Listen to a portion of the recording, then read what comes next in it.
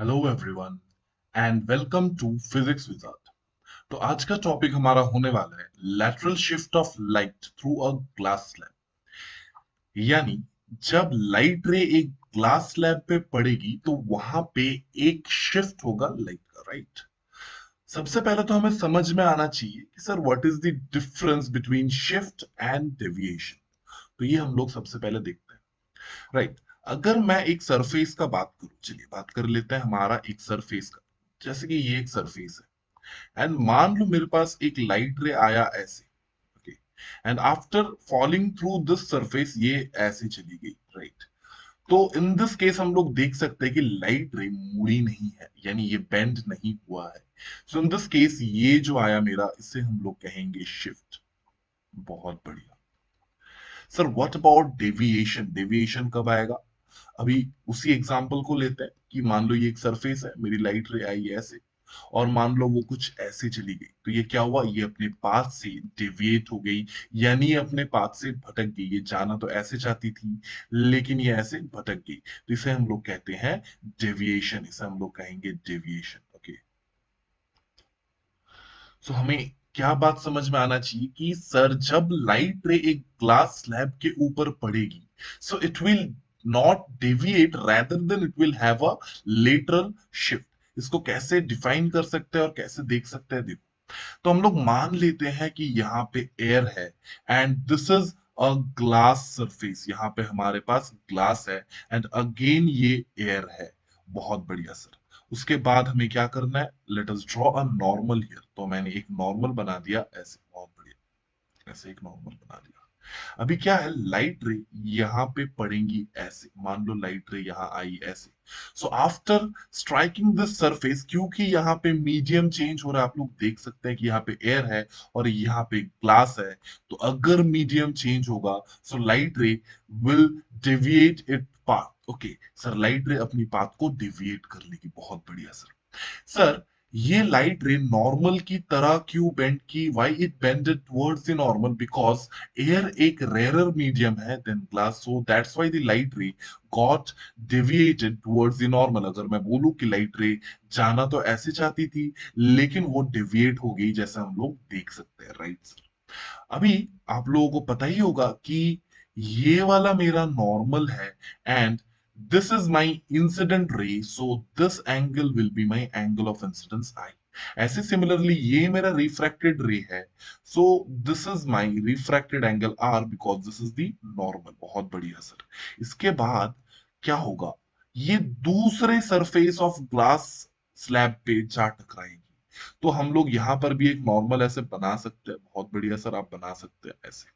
अभी क्या है ना, अभी लाइट रे आप देख सकते हो कि ग्लास से एयर में जा रही है, यानी it is moving from a denser medium to rare medium, and in that case my light ray will bend away from the normal, जैसे कि हम लोग अभी देख सकते हैं ये नॉर्मल से दूर भाग जाएगी। बहुत बढ़िया सर।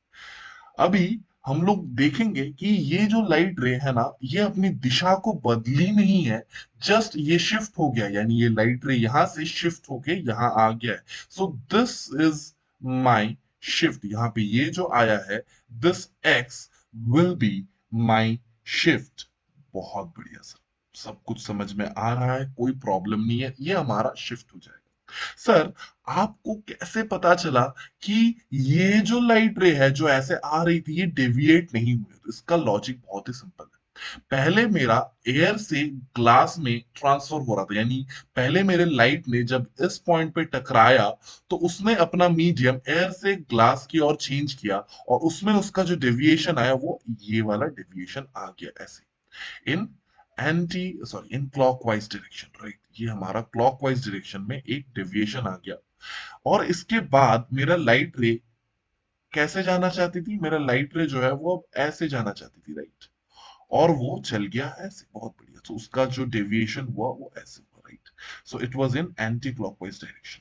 तो आप एक बात समझो कि जब सरफेस वन पे मेरी लाइट गिरी तो क्या हुआ, उसने एक क्लॉकवाइज डेविएशन शो किया बिकॉज वो एयर से ग्लास जा रही थी। तो ऐसे ही जब मैं सेकंड सरफेस पे रिफ्रैक्शन का बात करूंगा तब मेरा जो लाइट रे है वो ग्लास से एयर की ओर जाएगी, यानी जितना वो क्लॉकवाइज घूमी थी इधर, उतना ही उसको एंटी क्लॉकवाइज घूमना पड़ेगा। बिकॉज हो सकता है कि सर एयर से ग्लास हम लोग जा रहे हैं, लेकिन जब सेकंड सरफेस पे हमारा रिफ्रैक्शन हो रहा है तो ग्लास से एयर जा रहे हैं। So both are opposite phenomena. एक केस में क्या हो रहा है, एयर से ग्लास जा रहे हैं, और दूसरे सरफेस पे क्या हो रहा है, ग्लास से एयर जा रहे हैं। इसीलिए ये एक रिवर्स प्रोसेस है। इसीलिए अगर वो मान लो यहाँ पे 30 डिग्री क्लॉकवाइज घूमता, तो यहाँ पे वो 30 डिग्री एंटी क्लॉकवाइज। अभी हम लोग क्या करेंगे, ये जो शिफ्ट एक्स है ना, इसे कैलकुलेट करने का कोशिश करेंगे। ओके सर, कैसे कैलकुलेट कर सकते हैं, बहुत ध्यान से देखो सर। अगर ये वाला एंगल आई है, तो आप चीख चीख के कह रहे हो और हम लोग भी मान रहे हैं कि सर ये पूरा एंगल जो आएगा, ये पूरा एंगल जो आएगा, ये भी हमारा एंगल आई ही होगा। अभी देखो, ये पूरा एंगल आई है, ये वाला एंगल आर है, तो ये जो पोर्शन, ये छोटू सा एंगल बनेगा ना भाई, ये मेरा आई माइनस आर बनेगा। बहुत बढ़िया सर, आई माइनस आर बनेगा। सर इस नॉर्मल को देखो और इस नॉर्मल को देखो, ये दोनों आपस में पैरेलल है। तो सर ये एंगल अगर आर है, तो इस एंगल को भी आर होना पड़ेगा। बहुत बढ़िया सर। अभी ये वाला मेरा शिफ्ट है, so this angle is 90 degree. बहुत बढ़िया सर, ये भी हमें पता लग गया। अभी क्या है ना, इस ट्राइंगल पे फोकस करो। सर कौन से ट्राइंगल पे फोकस करो? Focus on this particular triangle जो मैंने अभी ग्रीन से बनाया है। अगर आप इस ट्राइंगल पे फोकस करोगे, तो मैं यहाँ पे एक चीज लिख रहा हूं, sine of i minus r. Sir sine of i minus r क्या होगा सर? वो होगा परपेंडिकुलर, जो कि हम लोग यहाँ पे देख सकते हैं, x divided by this particular hypotenuse. चलिए, आप लोगों की सुविधा के लिए मैं इनको नेम कर देता हूँ। चलो, इस पॉइंट को मैंने एम बोल दिया, इस पॉइंट को मैंने एन बोल दिया, इस पॉइंट को मैंने ओ बोल दिया, और इस पॉइंट को मैंने पी बोल दिया। बहुत बढ़िया सर। तो x डिवाइडेड बाय क्या हो जाएगा सर? x हो गया हमारा परपेंडिकुलर, डिवाइडेड बाय ये जो हाइपोटेन्यूज है, दैट इज ओ एम, या फिर एम ओ बोलो, मुझे कोई फर्क नहीं पड़ता। तो सर यहां से अगर मैं शिफ्ट को कैलकुलेट करने का कोशिश करूं, x that will be O M into sine of i minus r. बहुत बढ़िया सर। अभी देखो, क्या मुझे ओ एम पता है? बिल्कुल नहीं पता है सर। फिर हमें पता क्या है? हमें इस ग्लास स्लैब की मोटाई या फिर थिकनेस टी, ये हमें पता है सर। ओके, अभी मैं क्या करूंगा, मैं इस ट्रायंगल पे फोकस करूंगा, इन दिस पर्टिकुलर ट्रायंगल। क्या मैं इस ट्रायंगल पे फोकस करूं? बहुत बढ़िया सर, जो आपने पिंक से बनाया। इस ट्रायंगल पे मैं कॉस ऑफ आर लिखने वाला हूं। अच्छा सर, कॉस ऑफ आर।